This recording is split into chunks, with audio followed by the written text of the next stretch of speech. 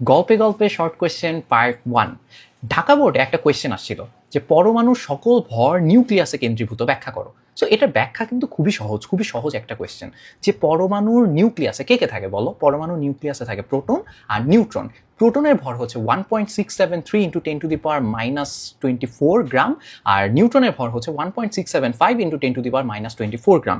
On the other hand, বাইরে যে ঘুরতে থাকে, নিউক্লিয়াসের বাইরে যে ইলেকট্রন ঘুরতেছে ওর ভর হচ্ছে 9.11 ইন্টু 10⁻⁻28 গ্রাম। তার মানে ইলেকট্রনের তুলনায় প্রোটন আর নিউট্রন প্রায় 1840 গুণ ভারী।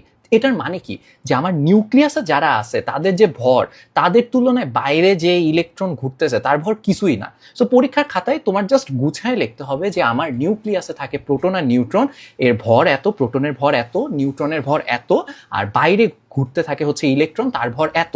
বাইরে ঘুরতে থাকা ইলেকট্রনের তুলনায় নিউক্লিয়াসে থাকা প্রোটন আর নিউট্রনের প্রত্যেকের ভর প্রায় 1836 গুণ করে ভারী এক একজন। বুঝতে পারছো? দ্যাটস ওয়াই হচ্ছে বলাই যায় যেহেতু ভারী সবগুলা মিলে নিউক্লিয়াসের মধ্যে ঢুকে বসে আছে, আর হালকা পাতলা যে যে আছে যাকে গোনায় যাচ্ছে না সে বাইরে ঘুরতেছে, সো বলাই যায় পরমাণু সব ভর নিউক্লিয়াসে কেন্দ্রীভূত থাকে। দ্যাটস ইট, সহজ।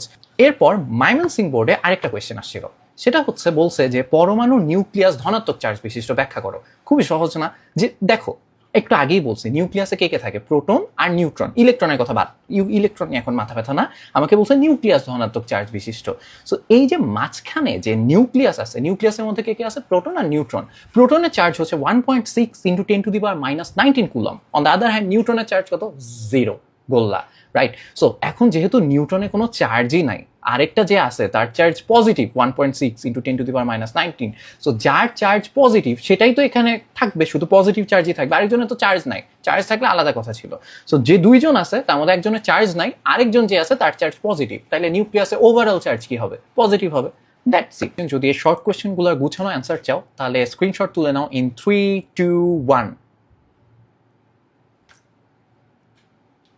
সো আজকে পার্ট 1 এখানেই শেষ। পার্ট 2 এর জন্য ওয়েট করতে থাকো। ওয়েট করতেছো কিনা সেটা কমেন্ট সেকশনে জানাও। যদি তোমরা না চাও তাহলে আর দিব না। আল্লাহ হাফেজ।